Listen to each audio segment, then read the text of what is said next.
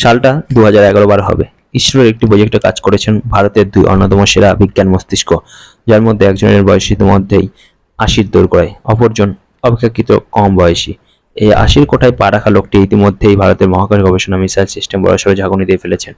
শুধু দেশে নয়, বিদেশেও তার মেধার আলো ছড়িয়ে পড়েছে। অপরজনও কম যান না। পরে এর হাতে ব্রাহ্মস ক্ষেপণাস্ত্র অন্য উচ্চতায় পৌঁছে যাবে। সারা জীবন বিজ্ঞানের সাধনায় নিজেকে ডুবিয়ে রাখা 80-র ঘরে পা রাখা চালু যুবকটি তার সহকর্মীকে একদিন বলেছিলেন, what if we have a Sudarshan চক্র।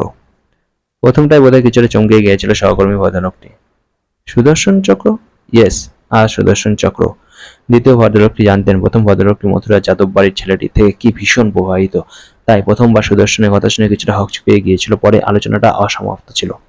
2014 সাল তথাকথিত এই দ্বিতীয় ভদ্রলোকটি এসে জুড়েছেন ব্রহ্মস এরোস্পেস ইন্ডিয়া লিমিটেডে। 2014 এপ্রিল নাগাদ ব্রহ্মস এরোস্পেস জানানো তারা এমন এক অস্ত্র তৈরিতে মাঠে নেমেছেন যা হবে বর্তমানে সমস্ত অস্ত্রের চেয়ে বিধ্বংসী, ভয়ঙ্করভাবে টার্গেট ওরিয়েন্টেড এবং প্রথমবারের জন্য আধুনিক অস্ত্রের সমস্ত ডেফিনেশন বদলে দিয়ে এই ঘাতক অস্ত্রের লক্ষ্য আঘাত হেনেই শেষ হয়ে যাবে না।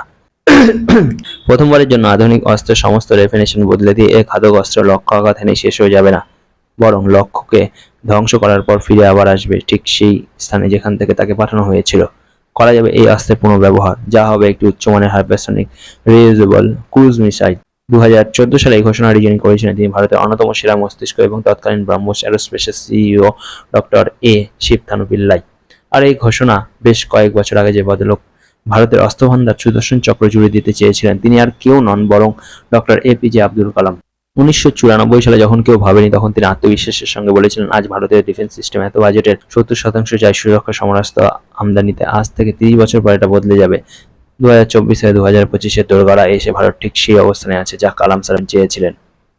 Miss you sir, miss you the missile man of the India.